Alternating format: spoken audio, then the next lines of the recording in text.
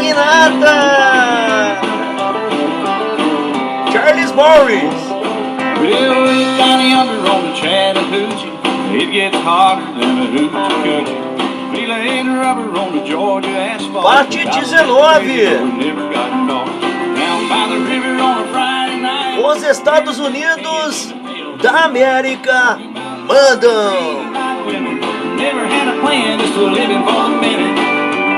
Yeah, way down yonder on the Chattahoochee, never knew how much that muddy water meant to me. Nate Rothschild, cabeça da filial londrina da família e neto do velho Nathan, fundador da Casa de Londres, era íntimo de Cecil Rhodes e foi o principal financiador da De Beers Diamond Corporation de Rhodes. Fiel às tradições familiares, ele abominava as expedições militares independentes de Rhodes contra os boeres e tribos locais e dedicou grande parte de suas energias durante os anos 1890 a tentar evitar uma guerra sul-africana. Entretanto, quando a Guerra dos Boeres finalmente explodiu em 1899, ele esperava que seu governo honrasse a outra parte da tradição familiar e financiasse seu conflito por intermédio do Banco Rothschild.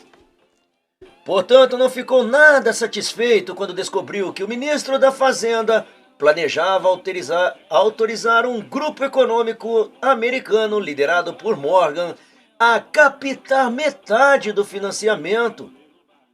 Recriminações de Rothschild e outras figuras importantes da City forçaram o governo a reduzir o Banco Morgan a um papel muito pequeno durante a primeira etapa de levantamento de fundos. Mas, conforme a guerra prolongada pressionou as reservas de ouro britânicas, o ministro da Fazenda não teve escolha além de dar a Morgan um papel igual.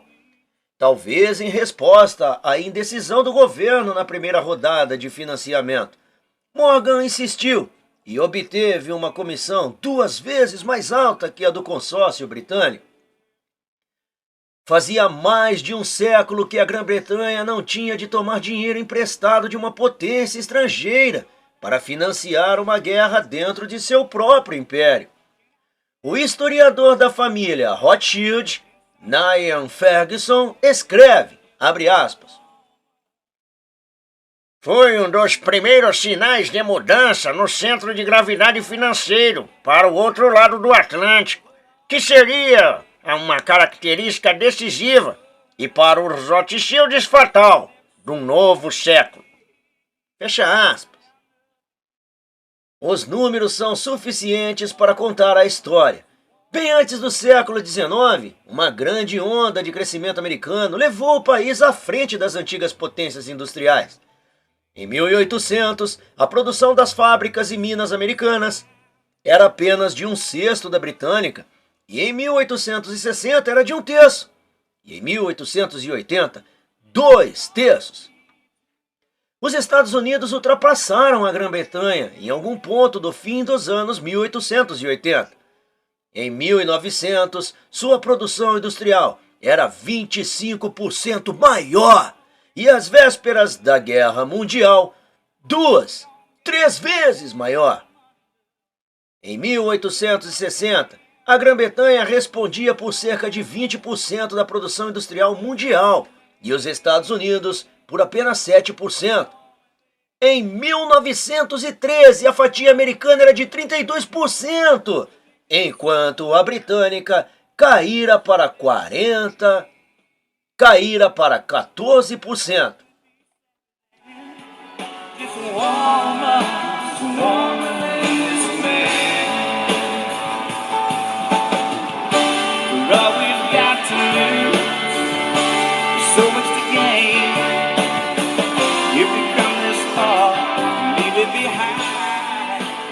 Surpreendentemente, apesar do crescimento populacional acelerado, a produção industrial per capita também cresceu mais rápido nos Estados Unidos que em qualquer outro lugar do mundo.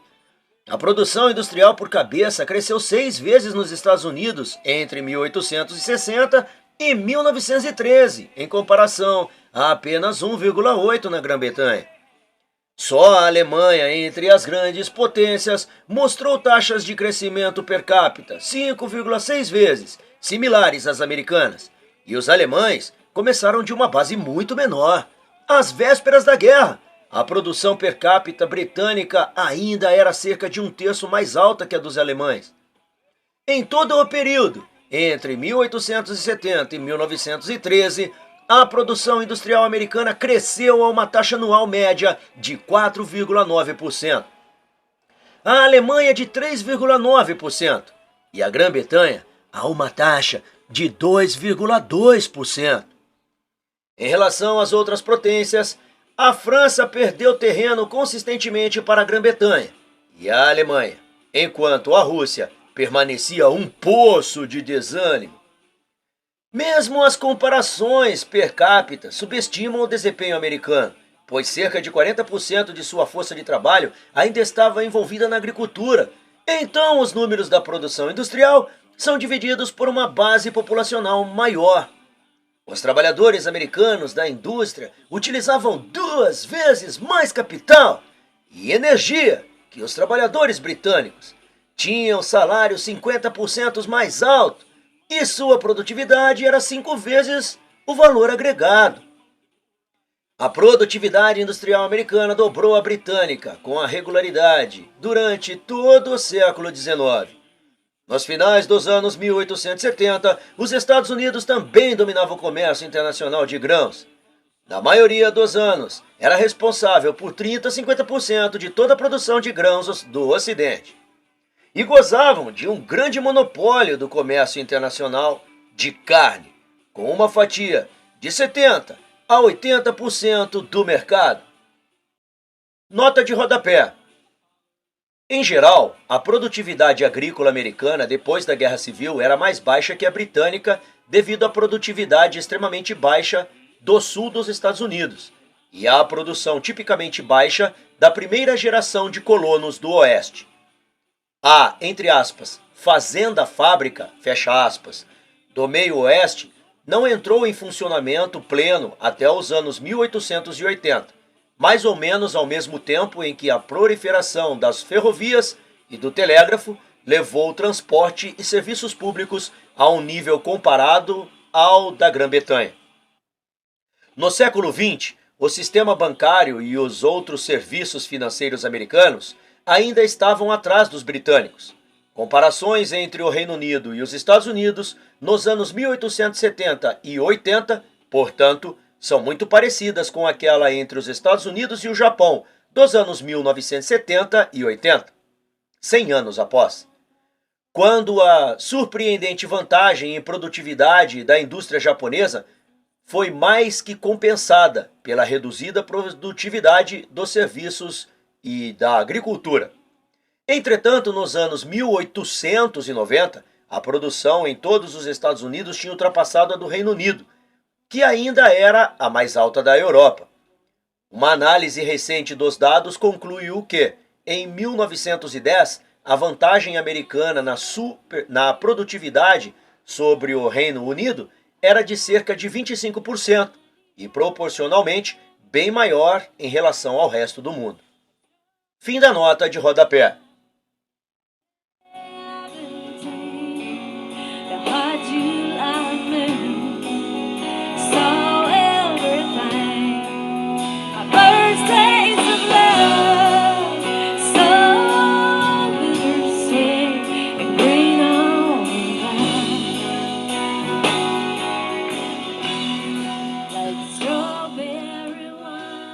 As taxas de crescimento americanos são ainda mais impressionantes quando se considera que a renda dos americanos deve ter ultrapassado a renda dos ingleses já nos anos 1820. Ou seja, as taxas de crescimento muito altas da segunda metade do século se aplicavam sobre uma base bem elevada. No final do século, os Estados Unidos não tinha mais rival.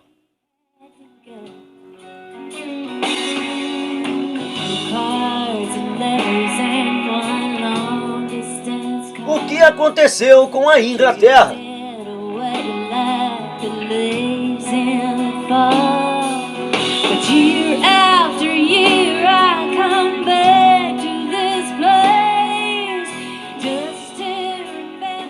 Sábios britânicos do fim do século XIX ficaram pasmos com o avanço implacável americano. Uma busca quase obsessiva pelas causas do relativo declínio britânico deu origem a um século de história econômica dos dois lados do Atlântico, que oferece uma lente excelente para localizar as fontes da vantagem americana. A diferença entre os caminhos seguidos pela indústria siderúrgica americana e a britânica talvez tenha sido um dos casos mais intensamente estudados, e é uma fonte rica de insights. A perda da liderança no aço foi especialmente dolorosa para os bretões. O aço era a indústria de base do fim do período vitoriano, de maneira parecida com o que acontece hoje com a tecnologia da informação. O poder militar, bens de capital de alta tecnologia e a produção em massa de bens de consumo, tudo dependia do aço, e por literalmente séculos, o aço britânico foi a referência global.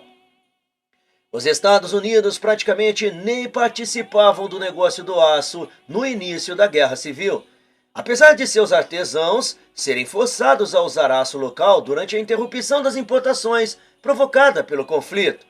Eles voltaram para os fornecedores britânicos assim que as importações foram retomadas. O aço de Sheffield determinava o padrão de qualidade do mundo, e seu aço fundido tinha quase status de metal semi-precioso. Também não parecia haver dúvidas em relação à liderança tecnológica da Grã-Bretanha. Quase todos os avanços na produção de aço da década vieram do Reino Unido.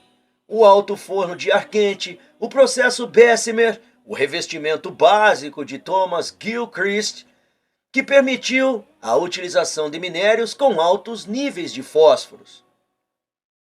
Charles Siemens, cujo forno aberto acabou por suplantar o processo Bessemer, era alemão, mas grande parte de sua carreira ficou na Inglaterra. Portanto, a rapidez súbita do desafio americano fez com que ele fosse ainda mais surpreendente. Por volta da virada do século, Stephen Jeans, secretário da British Iron Trade Association, e o engenheiro siderúrgico Frank Popwell escreveram estudos que buscavam as razões do sucesso americano. Como colocou Jeans, só o aumento da produção americana nos 6 anos após 1895, abre aspas, é consideravelmente maior que toda a produção de aço de todos os tipos em todo o ano, em qualquer ano anterior a 1890, e é cerca de 500 mil de toneladas maior que a produção total de aço na Grã-Bretanha em qualquer 2 anos anteriores a 1897. Fecha aspas. Também era, abre aspas, mais de 3 vezes a produção total dos Estados Unidos em um ano tão recente quanto 1887 e mais de 9 vezes a produção total de qualquer ano até 1880, inclusive. Fecha aspas. Jean observou sombrio que a produção anual de aço e ferro-gusa americana já era 2 vezes maior que a da Grã-Bretanha, e maior que o total da Grã-Bretanha e da Alemanha juntas. Nessa época, a indústria alemã estava avançando com tanta rapidez quanto a americana. A perspectiva de 2 gigantes do aço a oeste e a leste era fonte de muita inquietação entre os bretões instruídos. Popwell e Jeans deixaram claro que a vantagem americana não envolvia mudanças importantes. Estava mais relacionada à metodologia, à organização do trabalho e, acima de tudo, à mecanização. Todos os elementos característicos de uma fábrica americana listados por Popwell estavam em funcionamento nas usinas Edgar Thomson de Carnegie no início dos anos 1880, a maioria deles incorporada no projeto original. Havia usinas siderúrgicas britânicas esplêndidas. Na verdade, Hawley tinha levado várias delas como modelos para os Estados Unidos. Depois que os americanos inventaram um novo tipo de ferramenta de aço de alta velocidade, no início dos anos 1900, por exemplo, a liderança na produção da nova ferramenta logo migrou para Sheffield. Mas a indústria britânica tinha muito mais usinas menores e mais antigas que os Estados Unidos, um nível mais baixo de mecanização e processo contínuo do ciclo completo do minério ao aço, e menor utilização de equipamentos caros, como os carregadores, que injetavam mecanicamente, e não de forma manual, os vários aditivos químicos e minerais no conversor. As usinas americanas de fabricação de trilhos e vergalhões produziam rotineiramente 3 vezes mais que as usinas britânicas, com menos da metade dos homens. Foi Popplewell quem observou a marcante falta de trabalhadores nas usinas americanas. Há vantagens em custos que tinha a indústria britânica proveniente da localização conveniente de suas reservas de minério e carvão, aos poucos desapareceu, à medida que os americanos mecanizaram a extração e o transporte do minério durante os anos 1890. O minério de Mesa Bay Range, nos Grandes Lagos, era extraído na superfície com gigantescas escavadeiras a vapor. Popplewell ficou impressionado com o manuseio do minério no Porto Lacustre. Enormes guindastes e escavadeiras mecânicos descarregavam barcaças com 5.000 toneladas de minério em filas de vagões de transportes em movimento, a uma velocidade de 1.000 toneladas por hora. Mal se via um operário, e nenhum dos homens com pás e carrinhos de mão que trabalhavam nos pires de cargas britânicos. A própria linha férrea da Carnegie Steel entre Pittsburgh e Erie, com alguns dos maiores carros e as instalações de carga e descargas mais modernas, tinha reduzido os custos de transporte de minério a alguns centavos por tonelada. Ao mesmo tempo, a padronização dos produtos americanos permitiu o grande aumento das linhas de produção, enquanto os fabricantes britânicos eram assolados por uma multiplicidade de desenhos de produto. Parte da diversidade britânica vinha do orgulho perverso das idiocracias locais. Mas também era consequência inevitável de se atender a um mercado exportador muito diversificado. Em contraste, nos Estados Unidos, a Carnegie Steel, como observou Jeans, podia, abre aspas, agir em nome do negócio do aço em geral, fecha aspas. Seu manual de aço de estruturas definia seções de vigas de construção e, com a ajuda das crescentes associações profissionais de engenheiros, padrões parecidos foram estabelecidos para eixos de roda, chapas, rebites e pregos. Os britânicos ainda eram líderes mundiais em escala e na qualidade da sua produção de chapas blindadas e outros produtos muito sofisticados. E nenhum outro país, percebeu Jeans, podia igualar os britânicos em forjas a vapor ultra grandes para componentes de navios. Apesar de as locomotivas americanas de Baldwin estarem se espalhando pelo mundo, Jeans não achava que elas igualavam a qualidade britânica, mas reconhecia que eram mais baratas. Os trabalhadores britânicos eram muito mais bem tratados que os americanos, acreditava ele, e em geral trabalhavam dias de 8 horas em vez das 12 americanas. E ele ficou chocado com as condições das cidades do aço americanas. Nessa época, com o crescimento salarial muito forte nas fábricas americanas, do fim dos anos 1890 ao início dos anos 1900, os salários na indústria siderúrgica americana ficaram outra vez 50% mais altos que na Grã-Bretanha.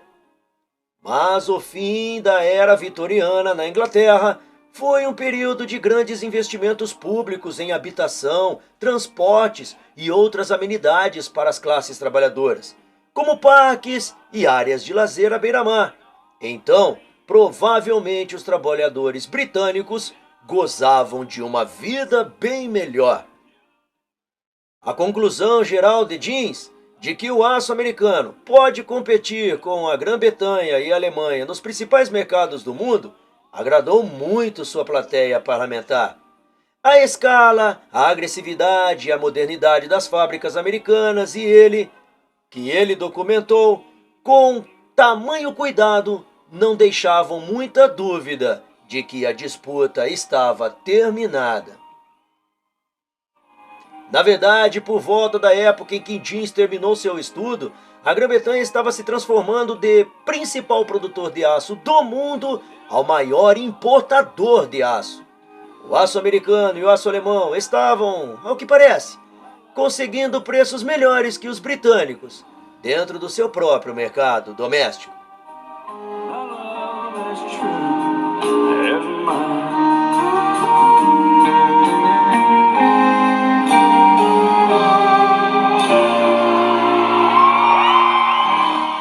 Mas por que a Grã-Bretanha perdeu sua liderança?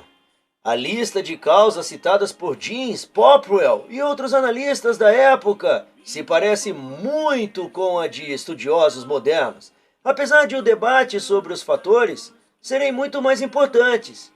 E estes fatores não ter sido encerrado.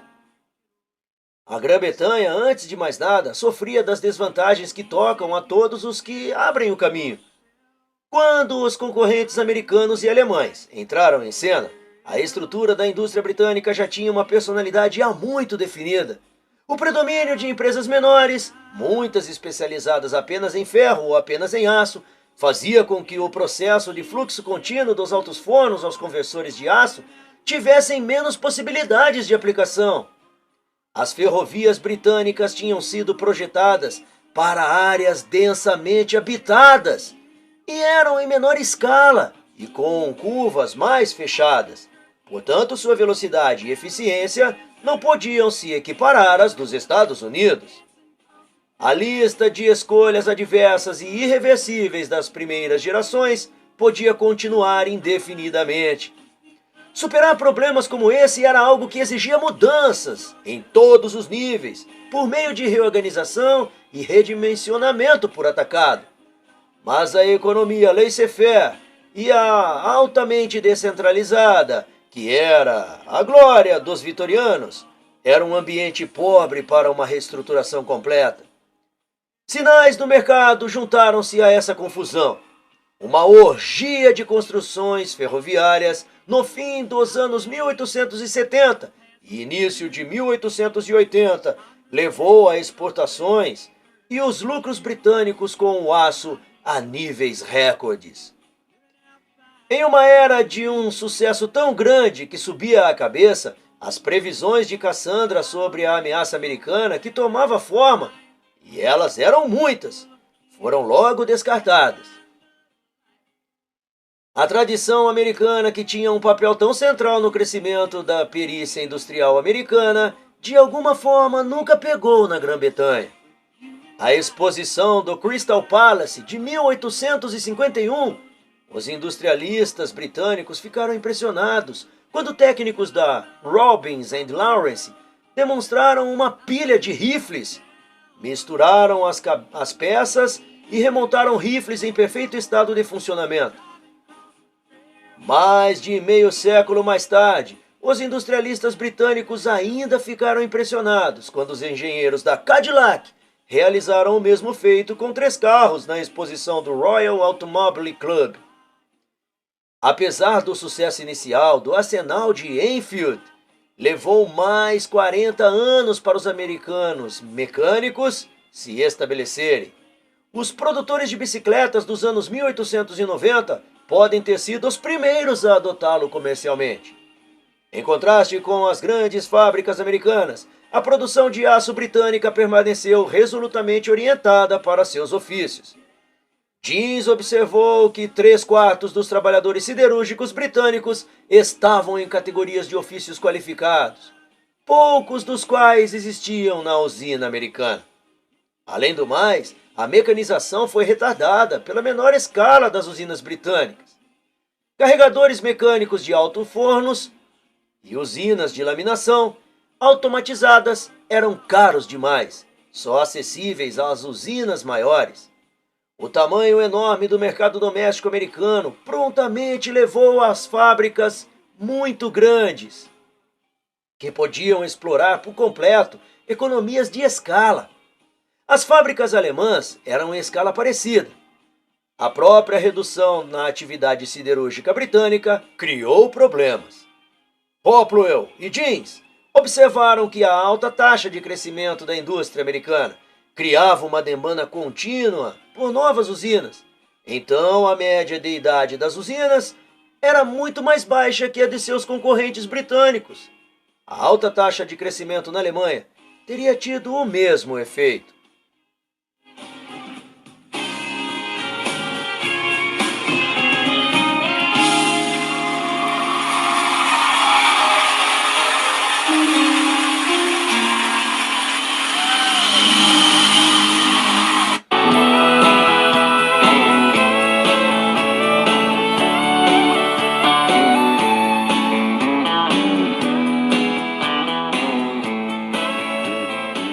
Por fim, um grande dedo acusador é apontado para os trabalhadores e administradores britânicos.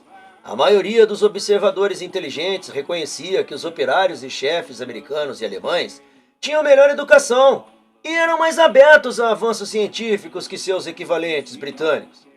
A resistência dos trabalhadores e sindicatos era um dos principais obstáculos à mecanização em todas as fábricas britânicas. Já nos anos 1870, o capitão Bill Jones tinha avisado seus chefes na Carnegie que eles deviam, abre aspas, ficar o mais longe possível dos ingleses, que são grandes defensores de salários altos, produção baixas e greves. Fecha aspas. A insistência em práticas artesanais tradicionais, como aconteceu na produção de armas leves, inclinava-se por produtos mais especializados para os mercados menores. Alguns contemporâneos chegaram a se preocupar, acreditando que os trabalhadores britânicos eram claramente uma raça deteriorada. Mas se isso era verdade, sem dúvida os gerentes britânicos tiveram um papel importante nessa deteriorização. O impulso empreendedor dos anos 1840 e 50 tinha claramente diminuído.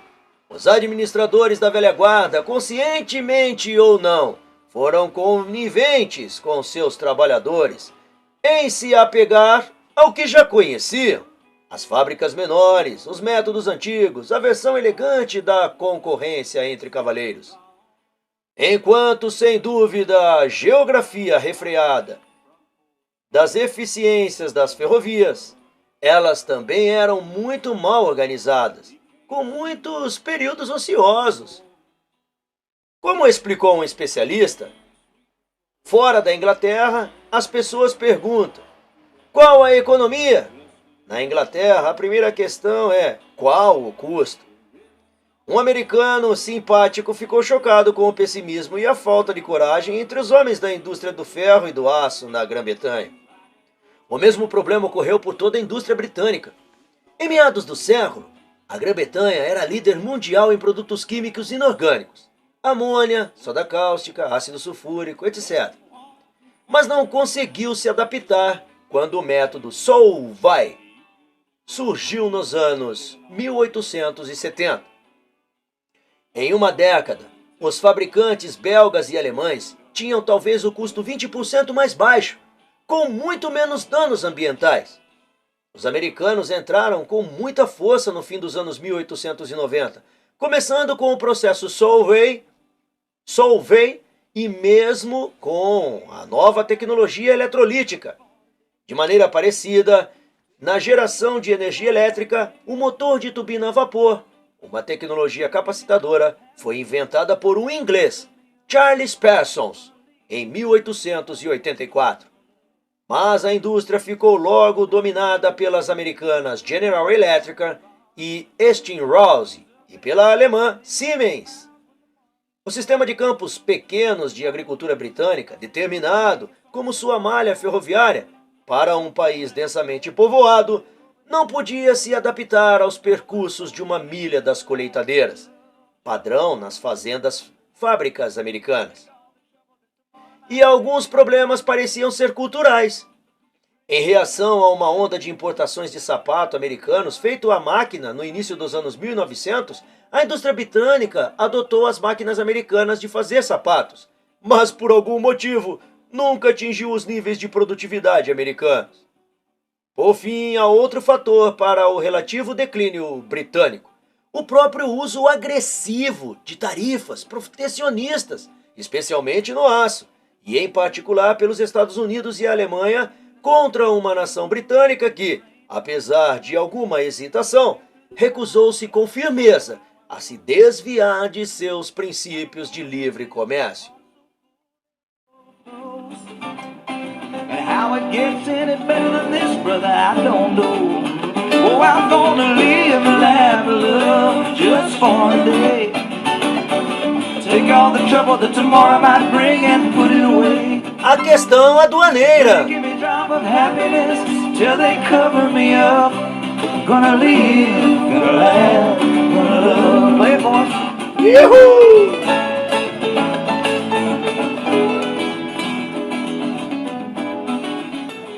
Ao longo de um período de 15 anos iniciado com a revogação por Robert E. Peel das protecionistas leis do milho de 1846, a Grã-Bretanha demonstrou com regularidade todas as restrições ao comércio.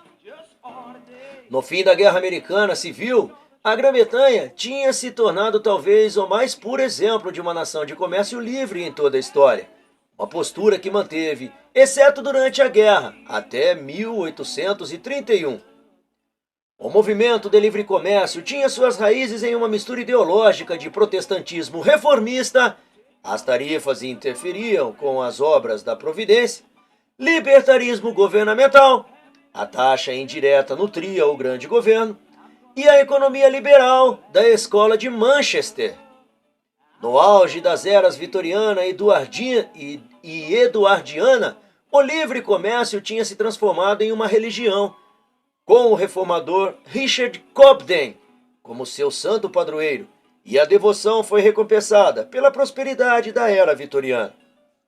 O protecionismo agressivo na América, na Alemanha e nos Estados Unidos, sobretudo em relação ao aço, submeteu esse compromisso a um teste rigoroso no início dos anos 1900. Entretanto, as políticas alemã e americana eram bem diferentes em sua interação com o regime britânico do livre comércio e expunha questões políticas que ainda hoje são controversas. Os Estados Unidos tinham nas tarifas alfandegárias a principal fonte de receita desde o início de sua existência. Mas os interesses poderosos de mercadores e plantadores evitaram um protecionismo ostensivo. Alexander Hamilton criou o famoso argumento da indústria infantil, mas sua tabela tarifária de 1792, que aumentava a lista de produtos protegidos e aumentava a maioria dos percentuais, ainda estava em uma média de 10% dos preços das importações. Só quando o interesse manufatureiro do Norte assumiu o controle do Congresso na época da Guerra Civil, a política americana se tornou protecionista. Por todo o resto do século XIX, as tarifas de importação americanas foram pesadas e em ferro e em aço abertamente excludentes. A tarifa sobre trilhos de aços, por exemplo, era de 45% em 1864 e foi convertida em $28 fixos por tonelada em 1870. Como o preço dos trilhos estava caindo, os $28 fixos tornaram-se uma barreira cada vez maior, chegando a uma faixa de 70% a 100% dos preços de exportação britânicos. Mas se a política pós-guerra civil era protecionista, não era predatória.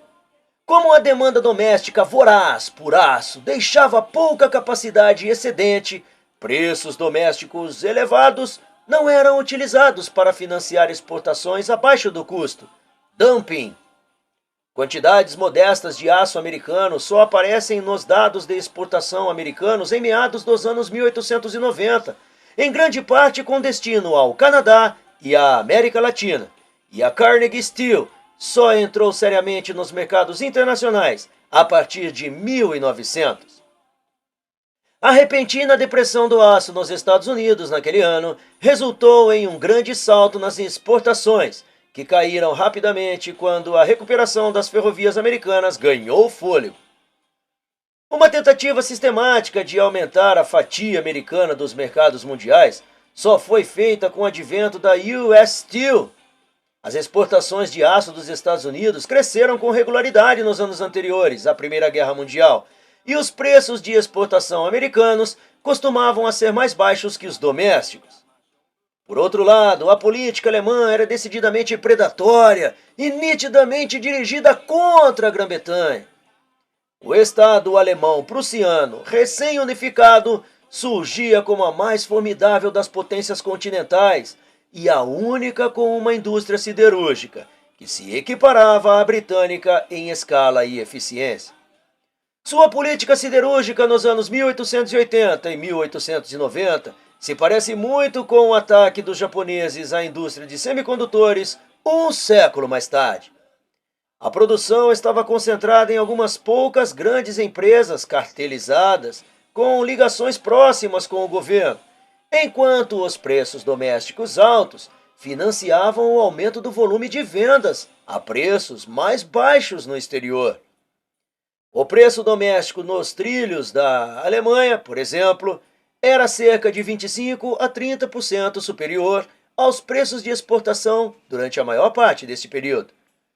No clássico padrão do cartel, quando a Alemanha começou a conquistar o domínio em seus mercados continentais, a diferença de preço diminuiu cada vez mais. A Grã-Bretanha se viu pressionada, tanto do leste quanto do oeste. O protecionismo americano aos poucos expulsou os britânicos do grande mercado norte-americano, enquanto a predação e a vantagem da localização da Alemanha levaram uma boa fatia dos clientes britânicos tradicionais na Europa e na Rússia.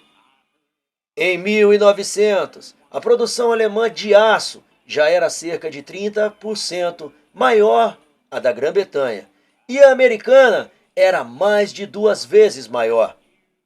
Daí até 1913, a produção americana e a alemã triplicaram, enquanto a da Grã-Bretanha cresceu apenas 63%. Às vésperas da guerra, as exportações alemãs eram quase o dobro das britânicas e quase iguais às da Grã-Bretanha e dos Estados Unidos juntos. Ainda por cima, a grande parte das exportações britânicas eram de produtos acabados, feitos de aço primário, importados da Alemanha, ou, cada vez mais, dos Estados Unidos, enquanto as vendas eram desproporcionalmente orientadas para o Império. No jargão moderno, os anos anteriores à guerra viram o esvaziamento do aço britânico. Aconteceu algo parecido com a indústria química britânica, menor, mas ainda importante. Depois da tarifa Jingle de 1897, por exemplo, as exportações de carbonato de sódio para os Estados Unidos caíram para menos de 50% dos níveis anteriores à tarifa. Portanto, é ainda mais notável que o sistema político e empresarial tenham rejeitado com tamanha ênfase uma volta ao protecionismo nos inícios dos anos 1900, mesmo que fosse apenas uma retaliação contra predadores, chamados de concorrência justa. A rejeição, em parte, era uma questão de interesse próprio. Produtores têxteis temiam perder o acesso à matéria-prima, caso se iniciasse uma guerra comercial. Produtores de aço acabado inglês gostavam de importar aço primário a preços baixos, e os sindicatos há muito tempo ligavam o livre comércio a alimentos baratos. Mas a rejeição também tinha uma base fortíssima em ideologia profundamente enraizada, apoiada por uma rede de argumentos altamente abstratos e puramente intelectuais. Como escreveu o London Times, abre aspas, o protecionismo traz seu próprio castigo. A natureza irá retalhar contra a França quer nós façamos isso ou não. Fecha aspas. A nata do sistema econômico britânico, os lendários professores Marshall, Pigou e Jevons, todos afirmaram a tolice da restrição ao comércio, insistindo que a indústria britânica estava apenas passando por um ajuste natural. Winston Churchill se preocupava em saber como os ministros e o parlamento, até agora castos porque não solicitados, iriam se comportar quando a alcoviteira protecionista estivesse à solta. O especialista de Cambridge em história da siderurgia, D. L. Byrne, em uma longa análise do debate sobre o livre comércio em torno do aço, escrita no fim dos anos 1930, submete o argumento intelectual a uma análise arrasadora. Não porque esse estivesse errado, mas porque era ignorante, ou deixava propositalmente de lado fatos que contrariavam suas conjecturas teóricas. Simplesmente não era verdade, como afirmavam os professores, que a Grã-Bretanha não tinha mais acesso a minério de baixo custo, ou que as usinas britânicas tinham atingido o tamanho ideal. E sua negação do fato de os alemães estarem fazendo dumping, porque a teoria dizia que isso era irracional, desafiava os dados disponíveis. Byrne não é contrário à posição básica do livre comércio. Ele, na verdade, ataca certezas presunçosas do professorado, seu descuido com os fatos e sua convicção complacente de que os alemães iriam acabar por perceber que o comércio predatório era contrário aos seus próprios interesses, o que não era algo muito óbvio. Ao mesmo tempo, ele não deixa dúvida de que o problema, essencialmente, ainda era a reação lenta dos produtores de aço britânicos ao ataque alemão. Explorar as reservas britânicas de minério de baixo custo, por exemplo, teria exigido redimensionamento e reestruturação abrangentes nas linhas alemã e americana, e provavelmente os homens da indústria siderúrgica britânica não tinham estômagos para fazê-lo. Enquanto Byrne especula sobre a possibilidade de usar tarifas alfandegárias para proteger uma reorganização da indústria, reconhece ter dúvidas sobre a possibilidade de seu sucesso. A história posterior de períodos de proteção temporárias nos Estados Unidos e na Europa apoiaram seu ceticismo.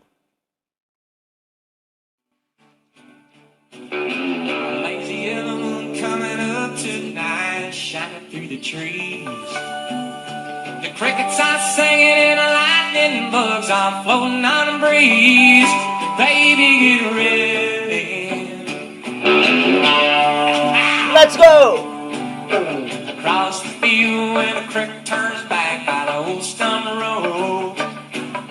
Well, I'm gonna take you to a special place. A concorrência entre britânicos e alemães no aço, na verdade, é um mau exemplo do programa do livre comércio. A premissa básica da teoria clássica do comércio, o princípio de David Ricardo, da vantagem comparativa, é que a política comercial tem como objetivo maximizar a renda nacional.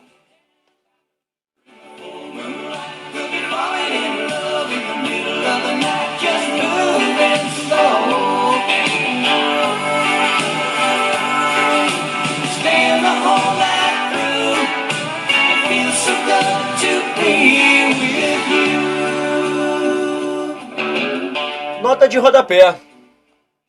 A vantagem comparativa foi definida pela primeira vez, com rigor, por Ricardo, em 1817.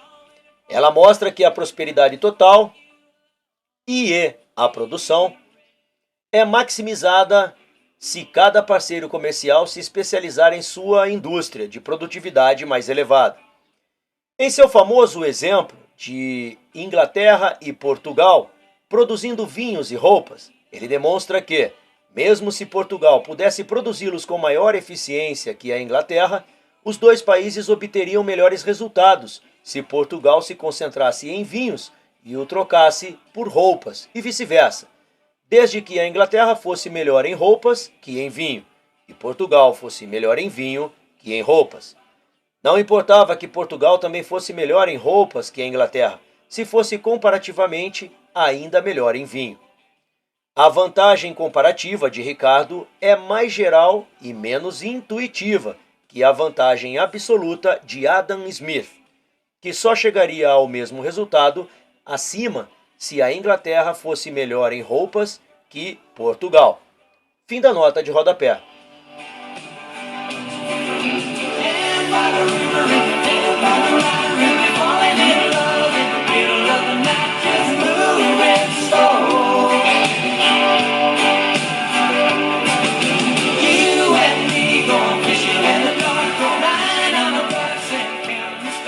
Mas a Alemanha de Bismarck, assim como o Japão pós-Segunda Guerra, dedicava-se a otimizar indústrias estratégicas específicas.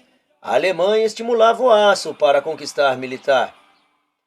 E o Japão e os microcondutores para sua conquista industrial. Mesmo que, como resultado, o total da produção e da renda nacional tenha sofrido.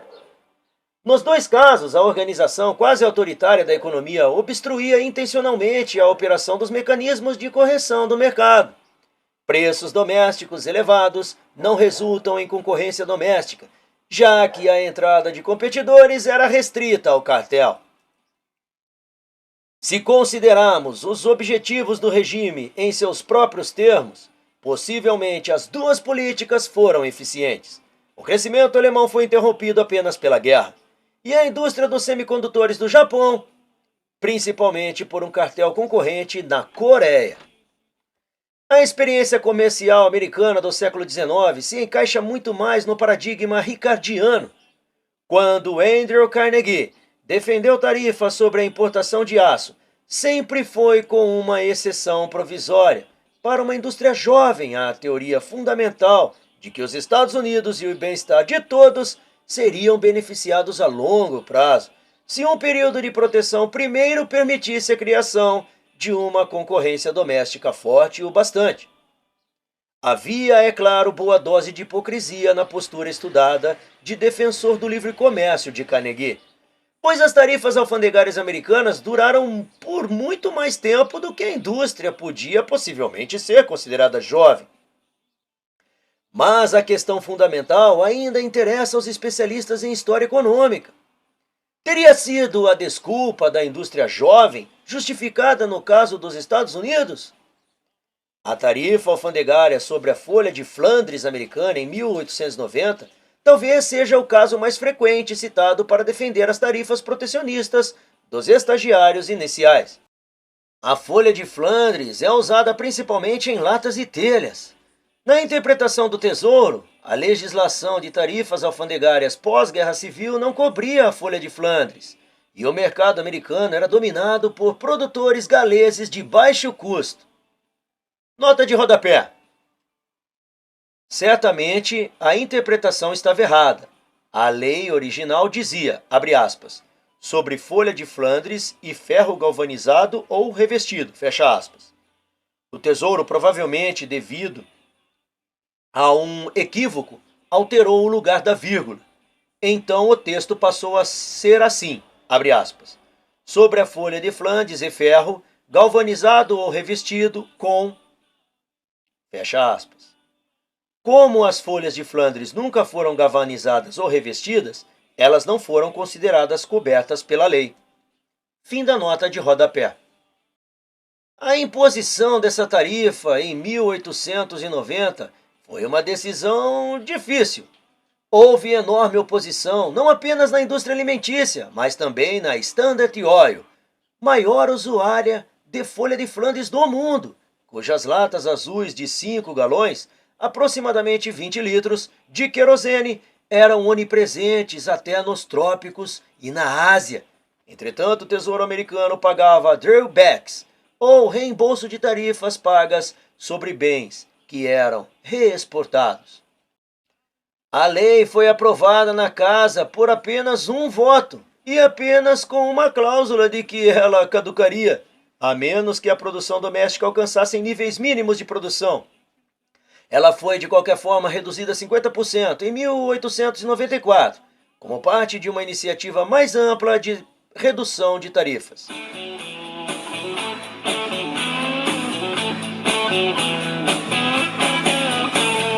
You can tell the world you never was my girl. You can burn my clothes up when I'm gone.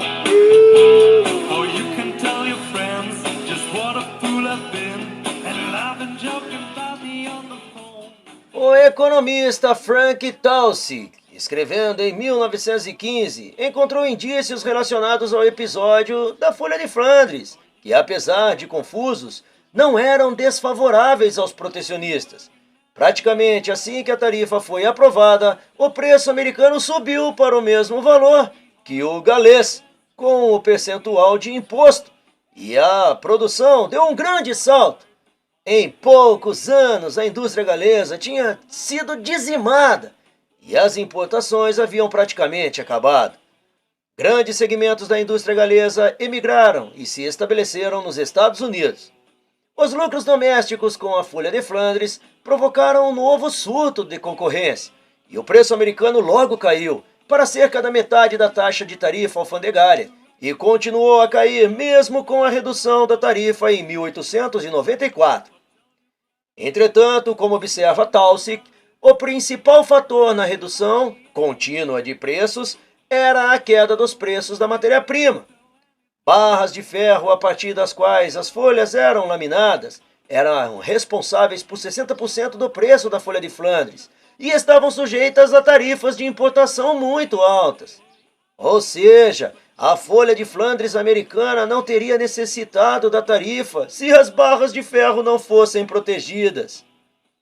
A queda dos preços das barras de ferro devido ao crescimento da capacidade instalada doméstica explica muito do aumento da produção de Folha de Flandres.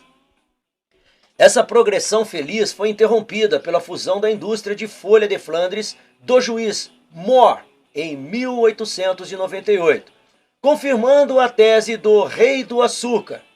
A.G.O. Hivemeyer dizia que, abre aspas, a mãe de todos os trustes é a lei de tarifas alfandegárias. Fecha aspas. A nova Tin Plate Seal fez com que os preços retornassem até bem perto do valor da tarifa. E a combinação de Folha de Flandres alta e queda nas barras gerou uma lucratividade espetacular. Mas foi exatamente a perspectiva incerta de manter lucros tão bons assim contra uma torrente de novas empresas que entravam no negócio, incluindo a Carnegie Steel, que levou à formação da US Steel. Após a consolidação, a combinação siderúrgica estabilizou os preços em cerca de 50% do valor da tarifa, apesar de continuar a perder mercado interno para novos concorrentes, e os preços domésticos aos poucos caírem para os níveis internacionais. Em 1910, a Standard Oil, sem dúvida uma das mais inteligentes gerenciadoras de custos, eliminou suas desvantagens devido às tarifas, recorrendo a fornecedores domésticos. Nessa época, a US Steel era uma exportadora importante de Folha de Flandres, normalmente a preços mais baixos que dos domésticos. Pelo menos de maneira superficial, parece que a tarifa funcionou. Apesar de levar quase 2 décadas, lucros excessivos protegidos deram origem a uma grande horda de concorrentes.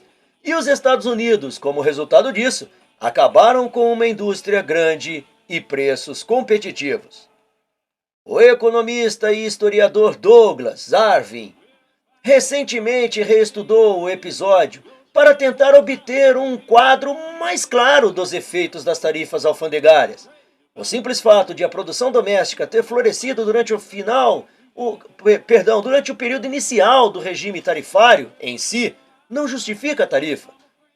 A verdadeira questão é como essa experiência pode ser comparada com a que teria acontecido sem a tarifa. A partir dos dados disponíveis, Arvin desenvolve um modelo de como a indústria americana respondeu às mudanças no ambiente econômico, ao crescimento da demanda, às mudanças nas tarifas aduaneiras, aos preços da barra de aço e aos avanços tecnológicos. Exercícios contrafatuais são, é claro, inerentemente especulativos e, em geral, extremamente sensíveis a especificações iniciais. Mas eles levam a especificidades e destacam as variáveis relevantes. O estudo de Arvin salienta o caráter de commodity da indústria de folha de Flandres. Margens baixas, custo de capital mínimos e curvas de aprendizado pequenas, com pouca base para diferenciação de qualidade entre um produtor e outro. Com poucas barreiras ao surgimento de novas empresas, os lucros excessivos logo atraíram novos concorrentes. O modelo de Arvin mostra que qualquer queda regular no preço das barras teriam acabado por criar uma indústria doméstica de folha de Flandres, sem a proteção tarifária, apesar de a tarifa aduaneira de 1890 ter acelerado seu desenvolvimento em cerca de uma década. Mas os custos adicionais para os consumidores de folha de Flandres em todos os cenários de Arvin ultrapassavam as receitas tarifárias e os lucros excessivos dos produtores. Então, os efeitos sobre a renda líquida foram negativos. Em suma, o modelo de Arvin diz que o país teria lucrado mais sem a tarifa sobre as folhas de Flandres. Mas e a questão mais ampla das tarifas alfandegárias do século XIX sobre o aço e o ferro? Enquanto claramente prejudicaram a indústria britânica, elas ajudaram ou retardaram o crescimento americano? Mesmo sem uma resposta definitiva, é provável que, principalmente pela presença de Andrew Carnegie, as tarifas alfandegárias tenham sido um bom negócio para os Estados Unidos.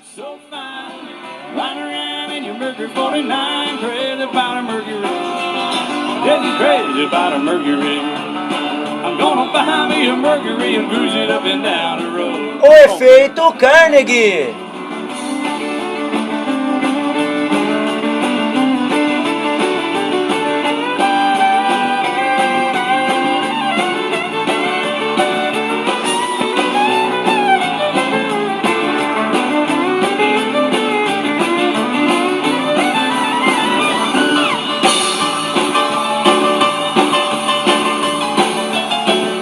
Deixa rolar que o som tá bom.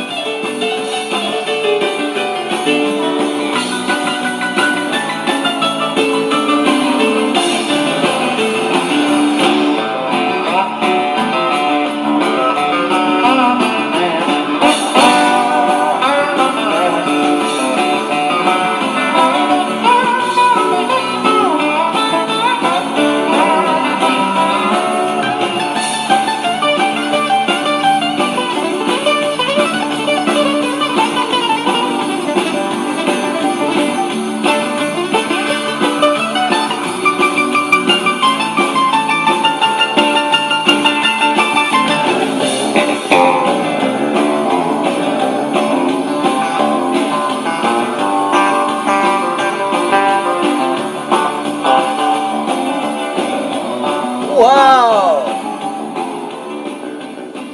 Quase todos os historiadores concordam que os Estados Unidos teriam uma grande indústria siderúrgica, com ou sem tarifa aduaneira. Com reservas tão ricas de carvão e minério de ferro baratos, unidas a um compromisso generalizado com o crescimento rápido, é difícil imaginar como poderia ser de outra maneira. E praticamente ninguém discorda que a tarifa alfandegária acelerou o crescimento da indústria.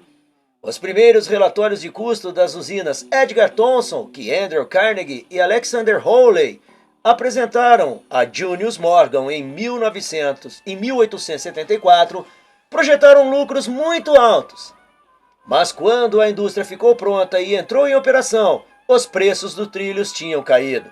E as margens eram de apenas 4 a 8 dólares por toneladas, mesmo incluindo a proteção tarifária de 18 dólares por tonelada. Sem essa tarifa, a AT jamais teria decolado. Mais tarde, em 1882, a contabilidade da AT revela um custo médio de produção de 43 dólares por tonelada de aço, ou cerca de 10 dólares a mais que os preços de exportação britânicos. Como os custos da AT provavelmente eram os mais baixos da indústria, é evidente que o aço americano ainda precisava de proteção, apesar de não no valor de $28. O imposto de $28 sobre importação, entretanto, exagera demais seu peso sobre os consumidores americanos, já que a concorrência dentro dos Estados Unidos quase sempre evitou as empresas siderúrgicas que elevassem seus preços ao valor total da tarifa. Durante bom ferroviário frenético de 1880 e 1881, os preços americanos eram exatos $28 acima dos preços de exportação britânicos, $61 por tonelada em 1881 contra os $3,75 britânicos, sem contar o frete. E as exportações britânicas de trilhos para os Estados Unidos bateram todos os recordes. Mas essa foi a única ocasião de preços equivalentes ao total da tarifa alfandegária em todo o período entre 1880 e 1901. A segunda tarifa mais elevada foi de $15 em 1887, outro ano de fortes exportações britânicas. Mas com exceção de 1880 e 81, a média em 2 décadas era de apenas $5. Mesmo durante o auge do pool de preços de trilhos em 1993 até 1896, o valor da tarifa foi bastante modesto, variando entre $4 e $7.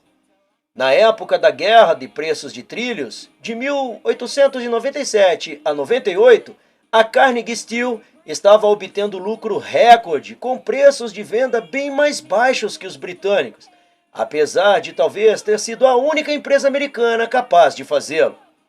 Quando o pool foi restabelecido em 1899, o ágio americano foi definido em apenas 12%, ou $3 acima do preço de exportação britânico, que provavelmente não estava daquele em geral praticado pelos fornecedores americanos. Compradores racionais costumam pagar ágio para preservar um fornecedor acessível, que consegue fazer arranjos flexíveis no fornecimento, ajudar em questões técnicas ou, possivelmente, ajudá-los a obter encomendas. No ano seguinte, 1900, os preços americanos e britânicos eram quase idênticos. Em outras palavras, na época da formação da US Steel, os americanos podiam vender a preços mais baixos que os britânicos com facilidade, e a tarifa de importação tornou-se irrelevante. O novo consórcio do aço fixou o preço dos trilhos americanos em exatos $28, bem acima dos custos de produção, mas mais ou menos equivalente aos preços de exportação britânicos. Foi o custo elevado do aço britânico, não a tarifa, que definiu o teto do preço para os americanos. What's meant to be will always find a way. She's in love with the boy. She's in love with the boy. She's in love with the boy. What's meant to be will always find a way. She's gonna marry that boy someday. Uma parte importante do crédito por manter o peso das tarifas de importação tão baixo deve a ir para Andrew Carnegie.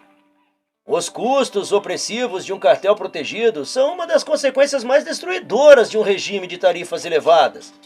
Mas Carnegie nunca se comportou como um cartelizador nacional, apesar de obter com regularidade os lucros mais elevados da indústria. Ele pagava os menores dividendos, preferindo reinvestir os ganhos em usinas melhores, em maior mecanização e em uma produção maior. Preços em queda eram apenas oportunidades de aumentar participação. As empresas de Carnegie aumentaram sua fatia de mercado em todas as recessões. Em um comentário feito em 1898 sobre os destroços de guerras, de preços, de trilhos no fim dos anos 1890, John W. Gates diz tudo. A redução selvagem de preços de Carnegie significava que os dias de, abre aspas, grandes lucros por tonelagem comparativamente pequenas estavam acabados. A Illinois Steel de Gates teria de gastar milhões para ficar mais competitiva. Entre os homens que sonhavam em ser catalisadores, como Gates e Albert Gary, Carnegie era um touro em uma loja de porcelana, dedicado a retirar do negócio todas as empresas siderúrgicas dos Estados Unidos. Fecha aspas.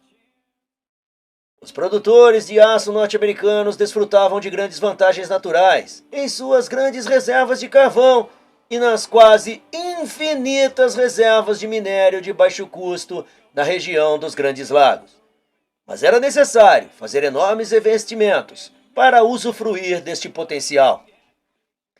E a exploração comercial do minério de mesabe só foi possível com o advento de máquinas de mineração de superfície de larga escala, carregamento e descarregamento mecanizado nas docas, enormes barcaças de transportes e ferrovias, especialmente construídas para esse fim, como a linha da Pittsburgh e da Bessemer da Carnegie.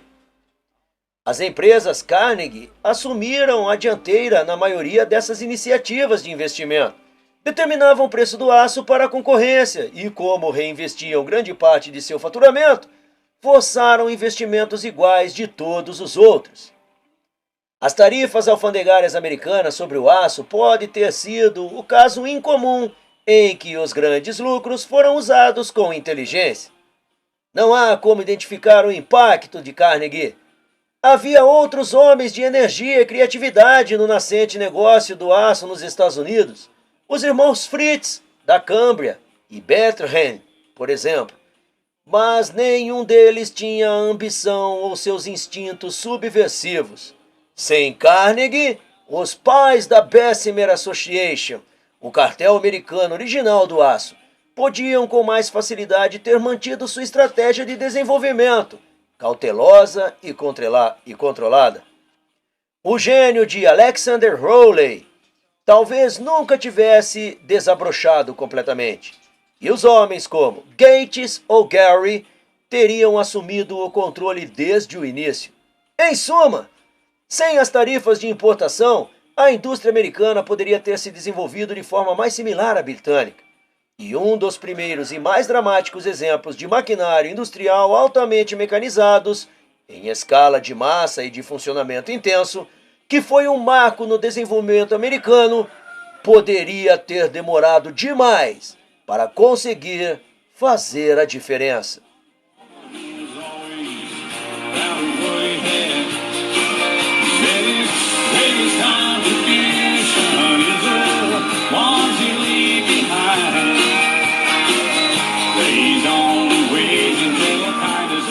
O que os Estados Unidos tinham de especial?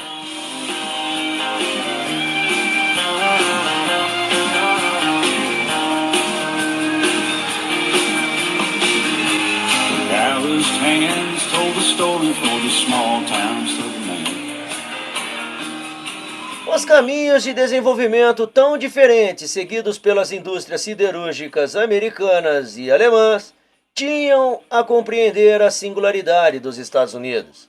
De maneira superficial, às vésperas da Primeira Guerra Mundial, as duas se pareciam muito. Ambos eram altamente mecanizadas, com usinas de escala muito grande, e os alemães impressionavam em particular com sua organização imaculada do trabalho. A diferença estava em como usavam sua produção. Como a Alemanha exportava uma proporção bem mais alta de seu aço, seu consumo doméstico de aço per capita era menos de 2/3 do americano. E a diferença é maior quando consideramos a fatia substancial da produção doméstica alemã destinadas a fins militares. O gasto militar per capita era cerca de 4 vezes maior na Alemanha que nos Estados Unidos. E da mesma forma como ocorreu na corrida militar naval contra a Grã-Bretanha, faziam uso muito intensivo de aço.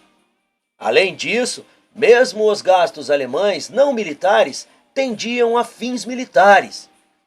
Sua indústria pesada e sua indústria militar estavam unidas no Wehrheim, o Sindicato da Defesa, e o desenvolvimento ferroviário e telegráfico alemão era parcialmente subordinado às exigências militares. A seção ferroviária era um dos órgãos mais importantes do governo. A característica mais marcante do desenvolvimento americano do século XIX, em suma, não é apenas a impressionante distância que abriu para o resto do mundo, mas o fato de ser tão marcantemente dirigida a objetivos privados. O historiador David Lanes observou a singularidade do compromisso da Europa Ocidental com o empreendimento privativo e a consequente ordenação hiperracional e fundamentada em contratos dos negócios. O enfoque comercial da sociedade europeia, diz ele, abre aspas, deu a ela uma enorme vantagem na invenção e na adoção de novas tecnologias. Fecha aspas. Se isso era verdade, os Estados Unidos eram a Europa anabolizada, pois seus colonizadores eram as pessoas que viam a Europa como um lugar encerrado e repressivo. Além disso, os Estados Unidos, lá, as pessoas mais energéticas do mundo estavam unidas a uma enorme fonte de recursos, recursos que estavam mais disponíveis que nunca, bastava ter o desejo de ir buscá-los. A afirmação de Lincoln de que o homem médio, abre aspas, trabalha por salários por um tempo e economiza um excedente com o qual comprar ferramentas ou terra para si mesmo.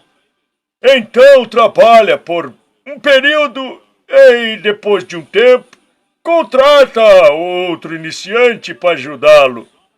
Fecha aspas. Era verdadeiro o suficiente para se tornar o padrão pelo qual as pessoas se julgavam.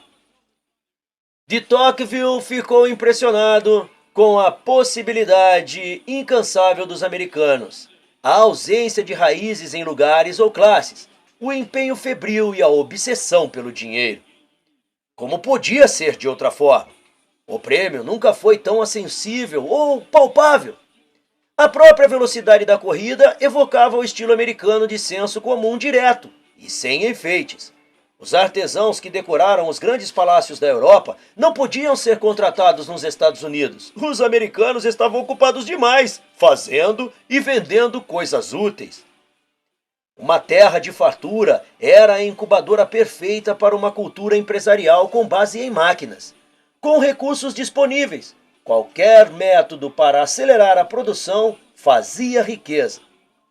Como observou um comentarista da exposição do Crystal Palace em 1851, a abordagem americana da tecnologia era a ideal para aumentar o número ou a quantidade de artigos apropriados aos desejos de todo um povo e adaptada para desfrutar e promover essa competição moderada que prevalece entre eles.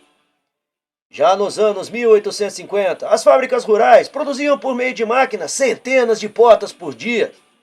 Quando as máquinas permitiram que as famílias rurais, arrasadas pela guerra, abrissem grandes extensões de terra à agricultura comercial.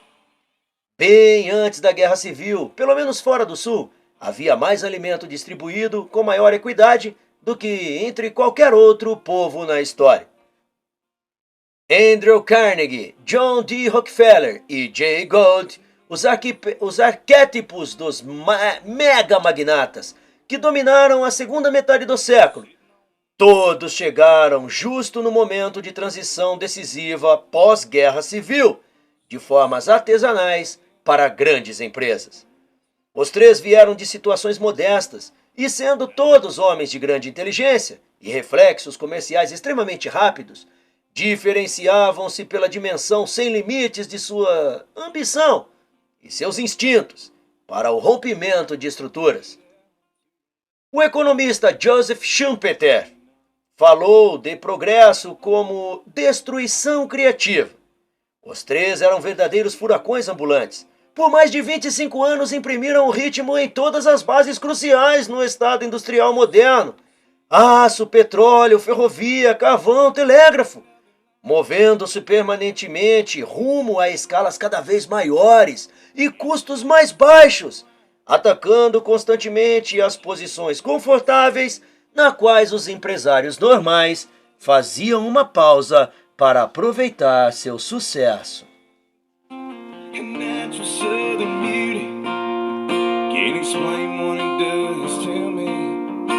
She's everything in my whole world. That's my forever girl. Yeah. I hear the little wizard out there. I can hear you singing out there. Y'all can sing louder with me. We're here to party, right? Come on. A distribuição nacional barata, combinada a uma produção com base em máquinas, criou a primeira cultura de consumo de massa do mundo. A enorme torrente de produtos bons o suficiente, que enchiam as residências, mesmo que nunca satisfizessem totalmente os desejos da primeira nação de classe média de todos os tempos. A queda constante dos preços ao longo da segunda metade do século não se devia principalmente a ajustes monetários. Na verdade, parece que a maioria dos bens, em certo sentido, era mais barata, da mesma forma que o preço real dos computadores caiu de forma tão marcante em nossos dias. A Scientific American observou em 1904 como as varas de pescar de aço estavam acabando com as versões de bambu. Elas eram mais leves, mais duráveis, resistentes e mais sensíveis ao toque. E eram produzidas por fábricas, não por artesãos. Então as pessoas comuns podiam comprá-las. Outras nações, incluindo até os primos ingleses, com quem tinham relações mais próximas, demoraram a perceber a escala e a amplitude impressionante do boom americano. Isso se deu, em parte, porque os Estados Unidos eram um consumidor muito voraz de sua própria produção. Para os mercadores de exportação, os Estados Unidos produziam principalmente alimento e petróleo. O poder imenso da economia americana, em vez disso, fez-se sentir como uma espécie de olho de furacão, um fole enorme, mas imprevisível, que, sem razão aparente, podia repentinamente soprar ventos ou tempestades de gelo pelo mundo inteiro. Os londrinos ficaram cínicos com as quedas recorrentes do Wall Street. Quando o crash de 1907 se abateu, a Economist escreveu enfastiada, abre aspas, "O colapso em Nova York, há tanto tempo antecipado, enfim aconteceu." Fecha aspas. Apesar de não haver absolutamente nada de errado com a economia britânica, nem com a americana, do ponto de vista britânico, a força da contração foi tão grande que o Bank of England teve de praticamente quadruplicar sua taxa de juros para punitivos 7,5%. Tudo foi muito violento e primitivo, um aborrecimento para os londrinos. Entretanto, financistas perceptivos compreenderam o alcance e os limites dos campos de força. Um sócio importante do Barings, Gaspard Farrar, surpreendeu seus colegas em 1904, observando que, abre aspas, "não vai demorar muito para Nova York se transformar no centro financeiro do mundo, mas temo por nós que isso esteja acontecendo rápido demais." Fecha aspas. Um dos principais papéis de Pierpont Morgan, além de impor aparência de ordem nas finanças domésticas, era intermediar a coabitação entre os sistemas financeiros mais estabelecidos do Velho Mundo e os sistemas habitualmente caóticos do Novo Mundo. A mesma mistura de irritação e preocupação, recebeu o surgimento hesitante dos Estados Unidos nos assuntos internacionais. Os países europeus não promoveram seus representantes nos Estados Unidos ao status de embaixador pleno até os anos 1890. A súbita guerra com a Espanha parece ter se originado mais nos discursos inflamados dos barões da imprensa americana que em questões políticas. As intenções de John Hay com a política de porta aberta de 1900 na China era um enigma para outros estadistas. Mas os britânicos recuaram cautelosamente de um confronto potencial com os Estados Unidos na América Latina. Nada se ganhava por provocar gigantes adolescentes. As elites europeias ficavam chocadas com a inexperiência, a crueza, a falta de tato, seu caráter semi-acabado.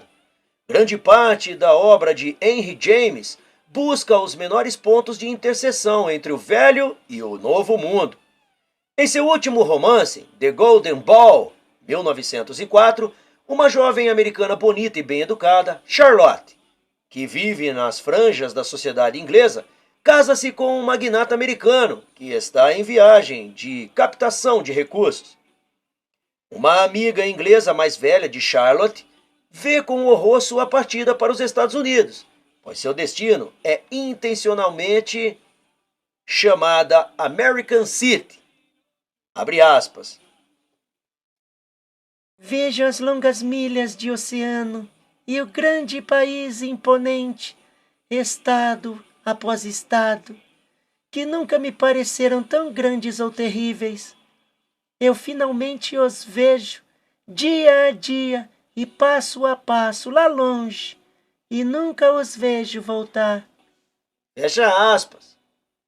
James, o londrino expatriado, não faz elaborações sobre o futuro de Charlotte, nem oferece coisa alguma além de uma rápida descrição da American City, pois seus leitores, tanto ingleses quanto americanos, sabem que ela será terrível.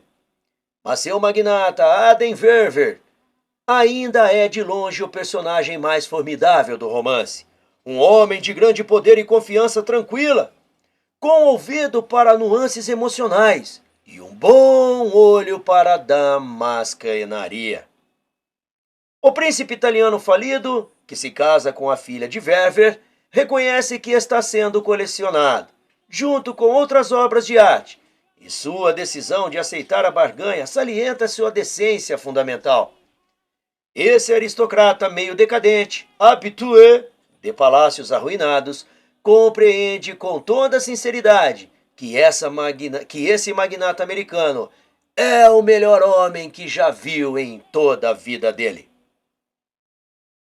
A torrente de energia bruta no início de um império pode sustentar o ímpeto expansionista por muito tempo depois que seu dinamismo interno se esvai. Um sinal evidente de redução de energia é quando as elites intelectuais começam a construir narrativas imperiais.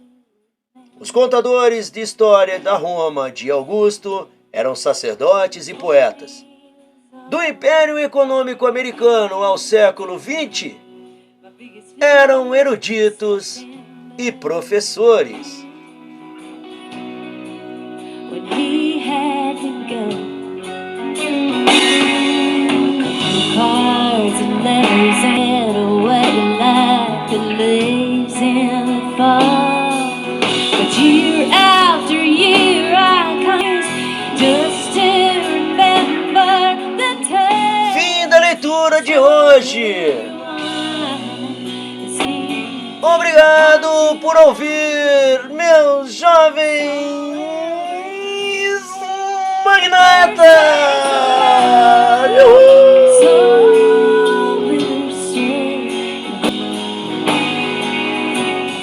Até o próximo capítulo! Valeu! The fields have grown older now, years since they sang about then time.